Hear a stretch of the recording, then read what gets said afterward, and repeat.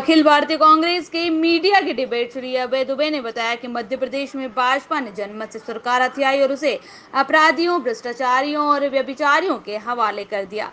पहले की तरह फिर मर्दन करने लगे अपराधी मध्य प्रदेश के। बीते 15 वर्षों के दौरान हमने देखा शिवराज के आने के बाद मध्य प्रदेश में आईपीसी अपराध चरम पर थे। अपहरण में 755% की वृद्धि हुई थी। नाबालिग बेटियों के साथ 249% बलात्कार बढ़े थे। बहनों के साथ अन्याय 1168% बढ़ा था। प्रदेश को बलात्कार और अपराध में नंबर 1 बना दिया गया। मध्य प्रदेश में 23 मार्च को रात के अंधियारे में शपथ लेने वाली सरकार ने पूरे प्रदेश में अपराध का अंधकार फैला दिया है। प्रदेश में महामारी के चलते लॉकडाउन था। प्रदेश के नागरिकों को जगह जगह पीटा जा रहा था। महेश्वर तहसील में एक आदिवासी भाई की मामा सरकार ने पीट पीट कर हत्या कर दी।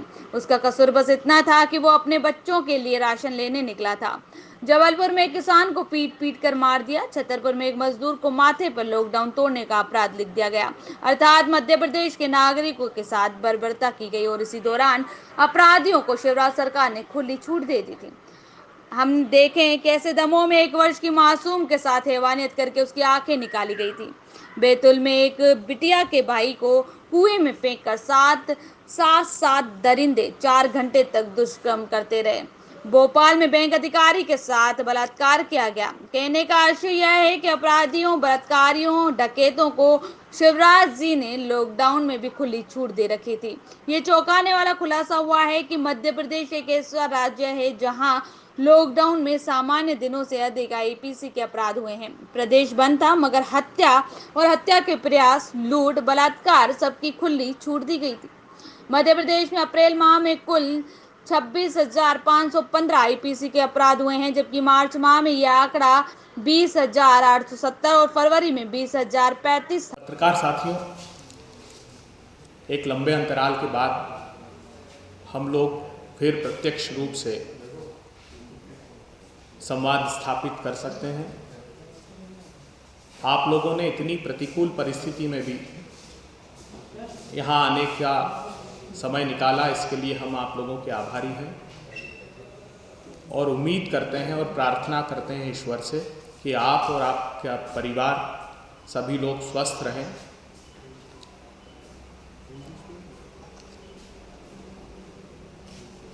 कहीं दौलत की बाहों में बहू बेटी गरीबों की, कहीं ताकत के पंजों में कलाई बदनसीबों की। कोई जालिम है कोई बेसहारा, देखते जाओ जहां वालों यही है भाजपा, तुम देखते जाओ। भारतीय जनता पार्टी की सरकार और अपराध एक दूसरे के पर्याय हैं। भ्रष्टाचारियों, व्यभिचारियों का राज स्थापित हो जाता है जैसे ही धनमत की सरकार प्रदेश की सत्ता पर काबिज हो जाती है। इतिहास साक्षी है, हमने देखा है भारतीय जनता पार्टी के 15 वर्षों के कार्यकाल को। खासकर शिवराज सिंह चौहान जब मुख्यमंत्री बने, उसके बाद से मध्य प्रदेश में अपराधी प्रदेश की गौरवशाली संस्कृति का मान मर्दन करने लगे थे। 755% अपहरण की घटनाएं उनके आने के बाद बढ़ गई थी। 249% नाबालिग बच्चियों के साथ बलात्कार की घटनाएं उनके आने के बाद बढ़ गई थी। 1100% से अधिक महिलाओं के खिलाफ अपराध मध्य प्रदेश में बढ़ गए थे और कन्विक्शन का रेट, सजा देने का दर न्यूनतम स्तर पर चली गई थी। जब वो प्रदेश में आए थे तो 7,000 महिलाओं के खिलाफ अपराध न्यायालय में पंजीबद्ध थे। जब वो छोड़कर गए तो वो 85,000 थे।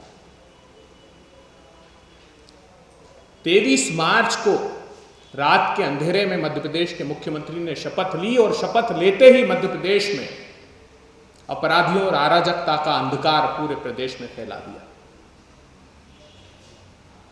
आप अपने स्मृति पटलों को चिन्हित कीजिए और याद कीजिए कि जब लॉकडाउन था तब गली गली पर, चौराहे चौराहे पर प्रताड़ित किया जा रहा था, बर्बरता से पिटाई की जा रही थी। याद कीजिए जबलपुर में अगर किसान घर से अपने पारिवारिक कारणों से निकलता है तो पीट पीट कर उसकी हत्या कर दी जाती है। महेश्वर तहसील में एक आदिवासी भाई को पीट पीट कर इसलिए मार डाला जाता है क्योंकि उसके घर में राशन नहीं था, वो अपने बच्चों के लिए राशन लेने जा रहा था। छतरपुर में एक मजदूर के सिर पर लॉकडाउन तोड़ने का अपराध मध्य प्रदेश की मामा सरकार लिख देती है। इसका आशय यह है कि समूचे मध्य प्रदेश को तो लॉकडाउन में बंद कर दिया गया, तो फिर छूट किसको थी? तो छूट थी मध्य प्रदेश में अपराधियों को। खुली छूट शिवराज सरकार ने देकर रखी थी। हमने देखा था किस प्रकार दमोह में एक 6 वर्ष की मासूम बालिका के साथ दुष्कृत्य करने के बाद उसकी आंखें निकाल दी। बैतूल में एक बिटिया को 7 दरिंदों ने पकड़ा, उसके भाई को कुएं में फेंक दिया और 4 घंटे तक अपनी हवस का शिकार बनाते रहे। भोपाल में बैंक अधिकारी के साथ व्यभिचार दुराचार किया गया। आज आप जानकर हतप्रभ रह जाएंगे कि लॉकडाउन में जो डेटा आए हैं अप्रैल माह के, उसमें 26,515 आईपीसी के क्राइम पूरे मध्य प्रदेश में हुए हैं।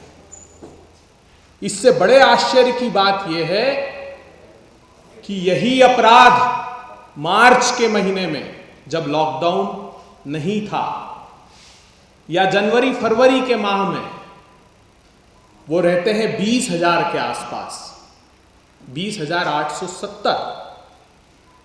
और अप्रैल माह में जब हमको ये लगता है कि पूरा प्रदेश बंद है, पुलिस सारी जगह मुस्तैदी से अपना काम कर रही है, लेकिन मामा सरकार ने अपराधियों को खुली छूट दे रखी। और ये होता इसलिए है कि जब मंत्री लोग फरार अपराधियों को मिठाई खिलाते दिखते हैं और पुलिस कहती कि हमें अपराधी नहीं मिल रहा है। मध्य प्रदेश में अकेले अप्रैल माह में हुए हैं 206 बलात्कार की घटनाएं लॉकडाउन में हुई है। 362 महिलाओं के खिलाफ अपराध मध्य प्रदेश में हुए हैं। और इससे बड़ी बात यह है कि बलात्कार राजधानी की रेंज भोपाल रेंज में सबसे ज्यादा, उसके बाद मुख्यमंत्री के गृह क्षेत्र होशंगाबाद रेंज में सबसे ज्यादा। कितनी शर्मनाक बात है। हम मध्य प्रदेश के नागरिक लॉकडाउन में इतनी प्रताड़ना सहे, पुलिस स्टेट बना दिया गया था मध्य प्रदेश को, और अपराधियों को शिवराज सरकार ने खुली छूट दे रखी थी। बुनियादी रूप से यही कृतित्व, यही स्वभाव शिवराज सिंह चौहान जी का है। मध्य प्रदेश के डीजीपी के वक्तव्य से भी ये बात साफ हो जाती, उनके परिपत्र से भी ये बात साफ हो जाती। वो कहते हैं कि मुख्यालय में शीर्षस्थ अधिकारी गायब रहते हैं। डीजीपी साहब न सिर्फ मुख्यालय में शीर्षस्थ अधिकारी गायब रहते हैं, मध्य प्रदेश से कानून व्यवस्था भी गायब हो चुकी है, क्योंकि ये शिवराज जी की सरकार है।